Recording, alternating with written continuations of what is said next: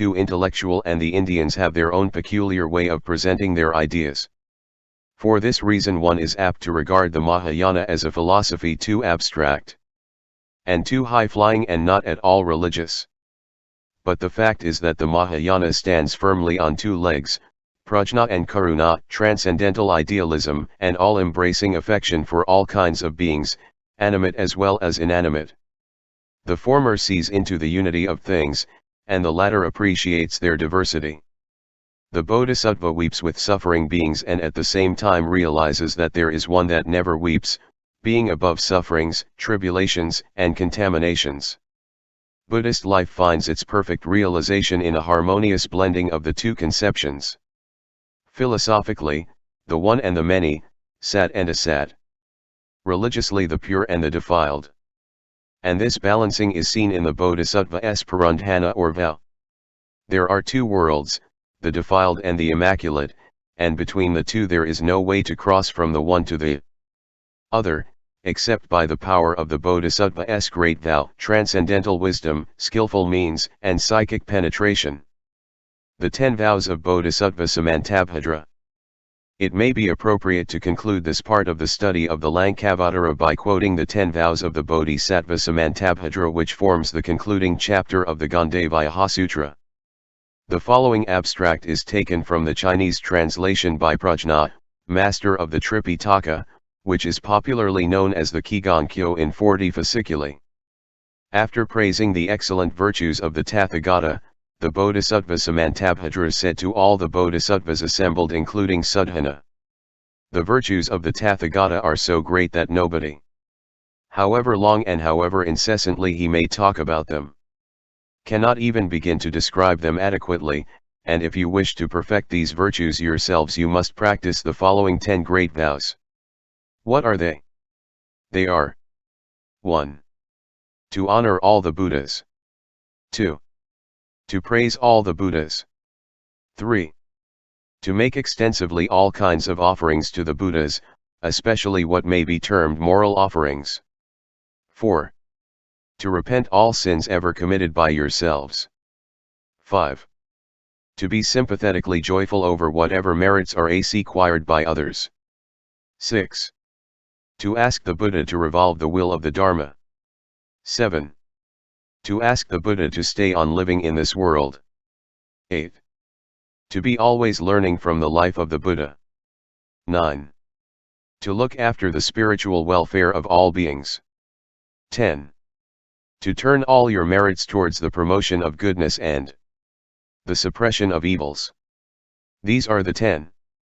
And in the execution of them, a bodhisattva will not know when to get rested from his work. For it will have to continue as long as there is space extending in the 10 quarters. As long as there is one being left in the universe to be saved. As long as there is one evil desire to be destroyed, a bodhisattva will thus work incessantly, continuously, without interruption, with his body, speech, and mind, to the very end of the world.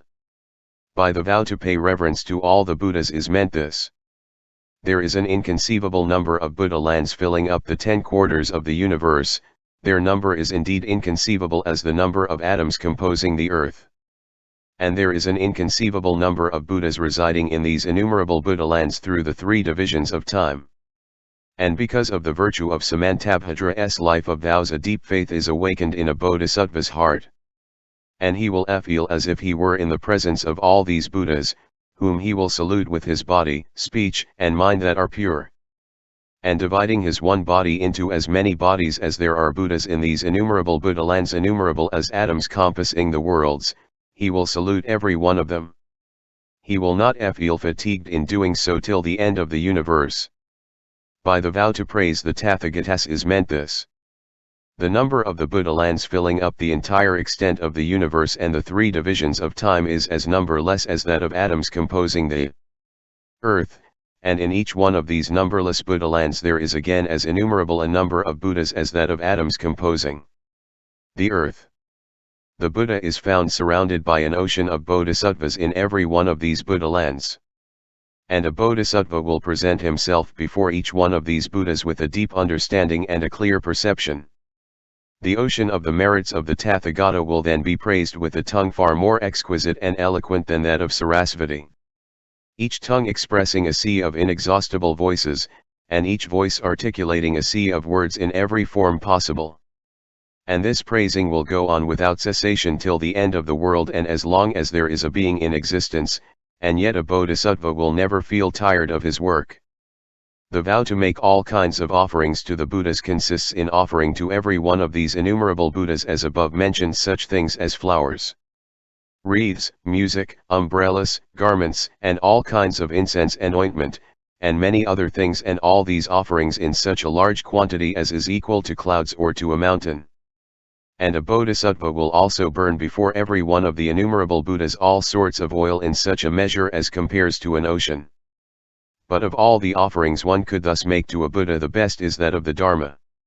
Which is to say, disciplining oneself according to the teaching, benefiting all beings, accepting all beings, suffering pains for all beings, nurturing every root of goodness, carrying out all the works of a Bodhisattva, and at the same time not keeping himself away from the thought of enlightenment. None of those material offerings above mentioned begin to compare with this form of moral offerings. The former are not equal even to an infinitesimal fraction of the latter. Why? Because all Buddhas are born of moral offerings of this kind. Because these are the true offerings, because the practicing of the Dharma means the perfection of an offering one could make to a Buddha. A Bodhisattva will make these offerings without cessation to every one of those innumerable Buddhas till the end of the world, and as long as there is one being in existence, and in doing so he will never feel tired. The vow to repent all the sins committed by oneself and thereby to get rid of one's karma hindrance is usually expressed in this formula. Whatever sins committed by me, they are due to my greed, anger, and folly, and done with my body, speech, and mind. All these I now make full confession and repent. According to the Sutra, all these sins, if they were really substantial, are thought to have filled the universe to its utmost ends and even overflowing, of which a Bodhisattva now vows to repent without reserve from the depths of his heart, vowing that such will never be committed again by him, for he will henceforward, always abiding in the pure precepts, amass every sort of merit. And of this he will never get tired even to the end of the world. To be in sympathy with all beings for whatever good things they think, or feel, or do, constitutes the fifth vow of the Bodhisattva. All the Buddhas had gone through untold hardships before they attained full enlightenment. Since their first awakening of the thought of enlightenment, they never hesitated to accumulate all the merit that tended towards the attainment of the goal of their life. They never raised a thought of egotism even when they had to sacrifice their life and all that belonged to them. The Bodhisattva now vows to feel a sympathetic joy for all these doings of the Buddhas. Not only with the Buddhas does he this, but for every possible deed of merit, however insignificant, executed by any being in any path of existence, of any class of truth seekers. The Bodhisattva with this vow will never be tired of putting it into practice till the end of the world and as long as there is one being in existence in this world. A Bodhisattva vows to ask every one of the Buddhas to revolve the will of the Dharma, who are residing in these innumerable Buddha lands filling up all the worlds, which are indeed as inconceivably numerous as atoms of the earth. And further, the Bodhisattva will ask every one of the Buddhas not to enter into nirvana if any is so disposed. He will ask this even of any Bodhisattvas, Arhats, Sravakas, or Pratyeka Buddhas. For he wishes these superior beings to continue to live in the world and keep on benefiting all beings. He will never stop in this request as long as there is one being left in this world.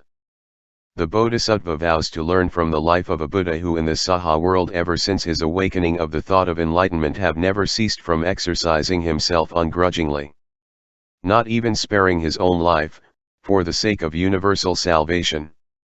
His reverential attitude towards the Dharma had been such as to make paper of his skin, a brush of his bones, and ink of his blood wherewith he copied the Buddhist sutras to the amount of Mount Sumeru. He cared not even for his life, how much less for the throne, for the palaces, gardens, villages, and other external things. By practicing every form of mortification he finally attained supreme enlightenment under the Bodhi-tree.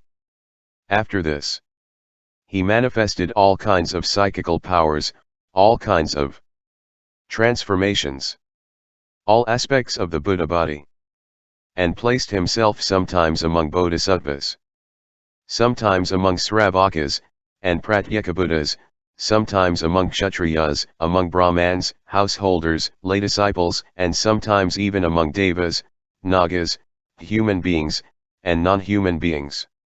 Wherever he was found, he preached with perfect eloquence, with a voice like thunder, in order to bring all beings into maturity according to their aspirations. Finally, he showed himself as entering into nirvana. All these phases of the life of a Buddha, the Bodhisattva is determined to learn as models for his own life.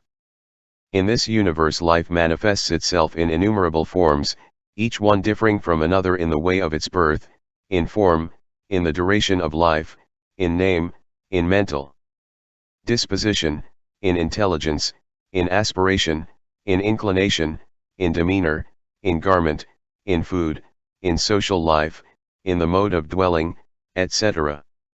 However different thus they are, the Bodhisattva vows to live in accordance with the laws that govern every one of these beings in order to serve them, to minister to their needs, to revere them as his parents, as his teachers or arhats or as tathagatas, making no distinction among them in this respect. If they are sick, he will be to them a good physician. If they go astray he will show them the right path. If they are sunk in poverty he will supply them with a treasure, thus uniformly giving benefits to all beings according to their needs. Why does he do this? Because the Bodhisattva is convinced that by serving all beings he is serving all the Buddhas, that by revering all beings, by making them glad, he is revering and gladdening all the Buddhas. Why? Because a great compassionate heart is the substance of Tathagatahood. It is because of all beings that this compassionate heart is awakened. And because of this compassionate heart the thought of enlightenment is awakened, and because of this awakening supreme enlightenment is attained. It is like a great majestic tree growing in the desert. That it spreads out so luxuriously its stems, branches, leaves, flowers in all direction, is due to the supply of water under the ground. So with the majestic tree of enlightenment growing in the wilderness of birth and death, the roots are deeply planted among all beings, while it blooms out and bears fruit as Buddhas and Bodhisattvas. That these roots are well nourished is due to the pouring of the water of great compassion, without which there will indeed be no flowers and fruits of enlightenment as attained by Buddhas and Bodhisattvas. Why? Because of the water of great compassion all beings are benefited and perfected as to attain the highest supreme enlightenment. Therefore, enlightenment is dependent upon beings. If there were no beings, there would be no bodhisattvas attaining supreme enlightenment. Thus the bodhisattva must have a good understanding in this, as he regards with impartiality the minds of all beings. He is able to perfect his great compassionate heart. And as he moves among all beings with this great compassionate heart in accordance with their modes of living and feeling and thinking, he is able to complete his offerings to the Tathagatas. In doing this the Bodhisattva will know no fatigue even to the end of the world. Whatever merits the Bodhisattva acquires by paying sincere respect to all the Buddhas and also by practicing all kinds of meritorious deeds as already described, they will all be turned over to the benefits of all beings filling up this entire universe.